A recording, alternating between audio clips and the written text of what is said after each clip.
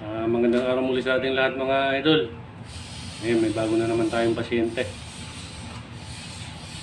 Bali itong gagawin natin mga idol ulit, itong bios na ito.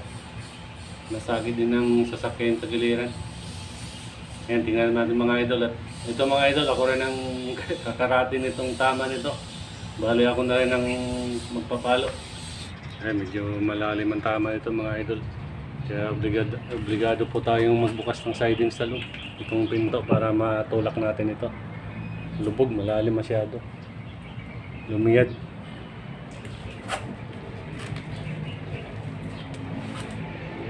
Yan, saka ito nalukot. Bubuuin na natin ito mga idol ang buong side na ito. Ang kaliwa na ito.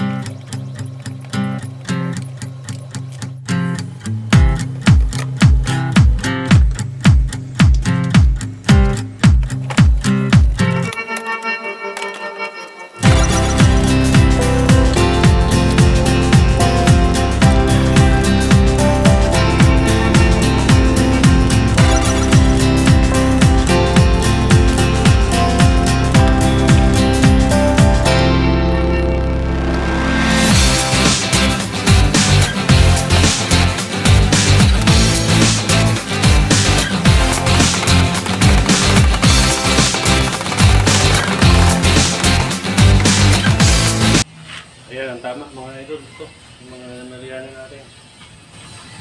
Mamatiyanan natin mga idol.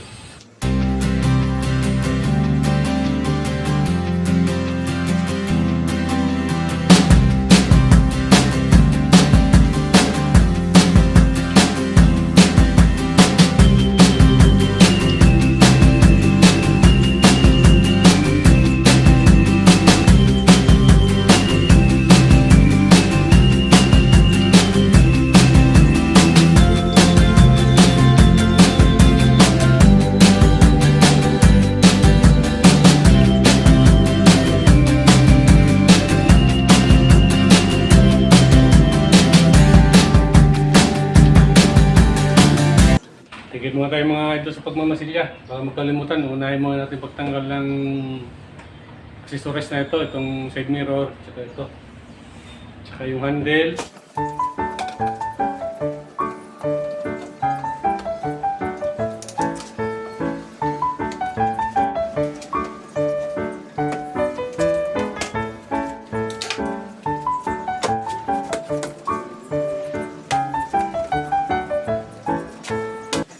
Tapos, ang pagtatanggal po nito mga idol ng handle nito ay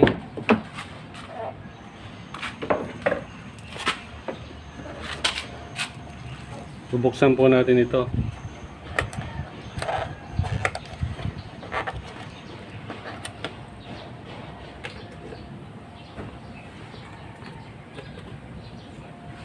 Ayan, mapapansin niyo po itong isang maliit na ikutin po natin ito. Tapos, hugutin natin ito.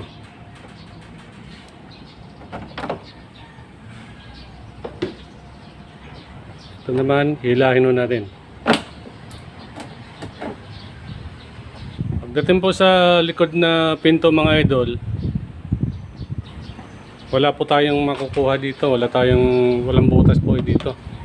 Kailangan dito tayo.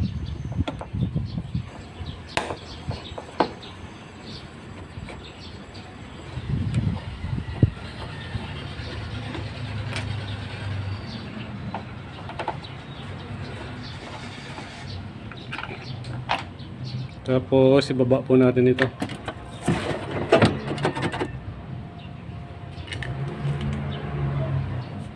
Tapos dito po natin dudugutin yung isang tornilyong maliit.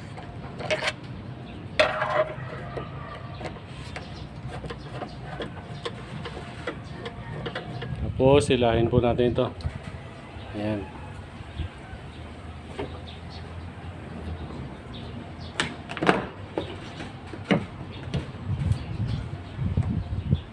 Ayan mga idol.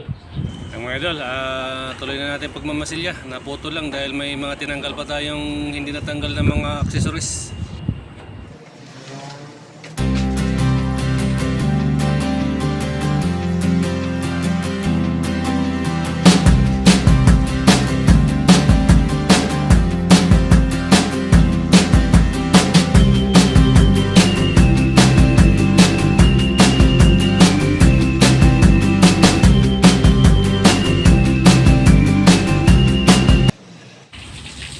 Ayan, tapos na tayo magmasilya mga idol. Magliliha na po tayo.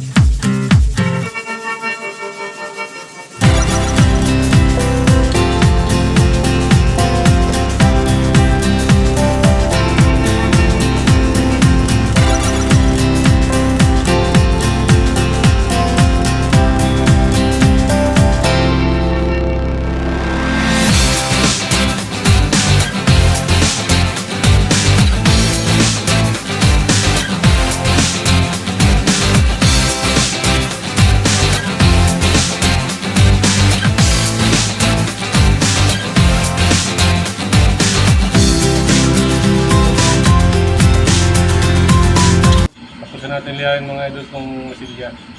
Papahanginan lang muna natin. Tapos mag-rin tayo bago tayo mag-primer.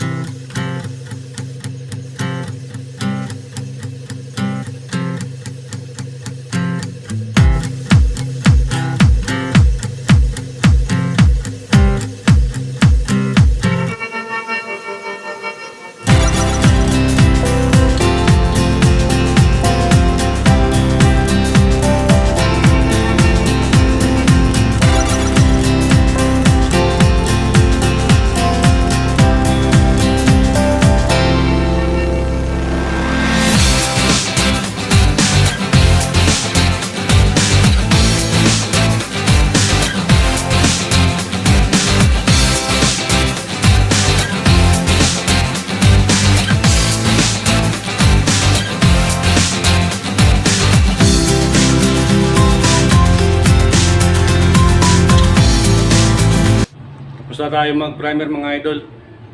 Pa-planchahin na muna natin ito ng tag 20 na liha bago natin pasadaan ulit ng mas pinong liha para makapagpundo tayo ng itim. Yung itim na pupundo natin dito mga idol ay hindi muna niya pinakakulay para makatipid tayo ng konti sa ating kulay. Bali, pupundahan natin ng kulay na kahit jet black mga idol para makaminus tayo sa kulay natin. Kasi kung kulay agad ng bubugan natin dito ay sayang naman. Para makaminus tayo ng konti, ganoon ang gagawin natin. Magpupundo tayo ng hawig na kulay sa kulay na ito. Kasi po mga idol, ang kulay nito ay 211. Bali ito ay may halong mica. Itong black na ito. Kaya ang tawag dyan ay mica mahalan. Kaya kailangan natin medyo para makaminus tayo ng konti. Magpupundo po tayo ng kulay na itim muna, yung hawig sa kanya. Para malaking bagay yun, yung ipupundo natin para konti na lang kakain na kulay.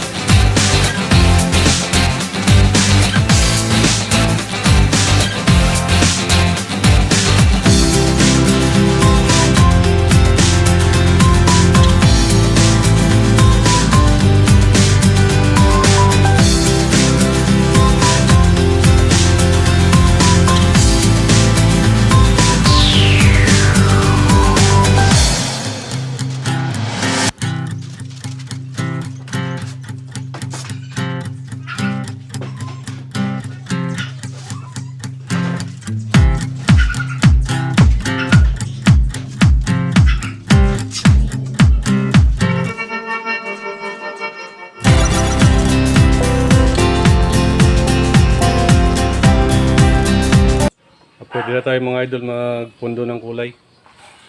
Tapos na po tayo mag-geryo ng katawan nito. Yan, bali ang gagawin natin mga idol, ang pundo natin ay magpupundo po tayo mga idol ng kulay na jet black para makaminos tayo sa ating kulay.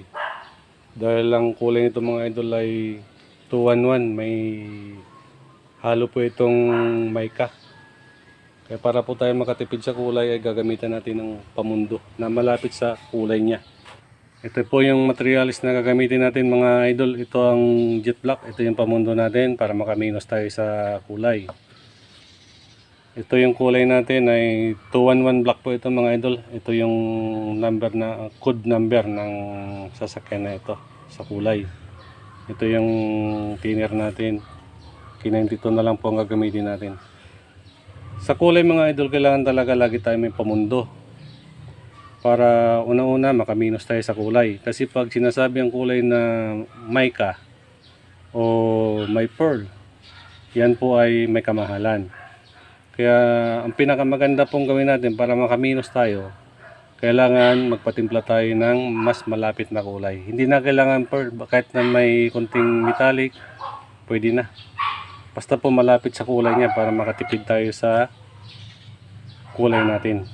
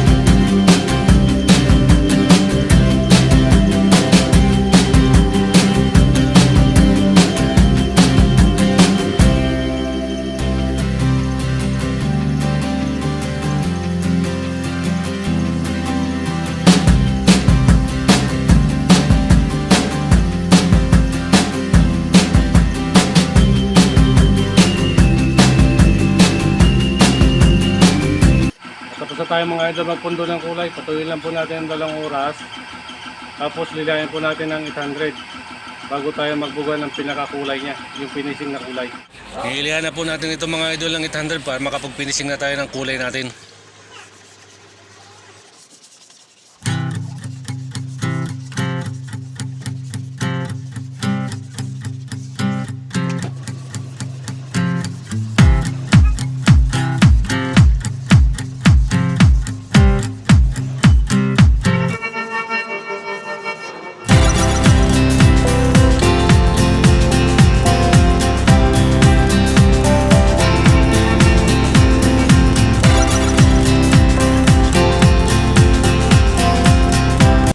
Bali mag-finishing na tayo mga idol ng kulay nito.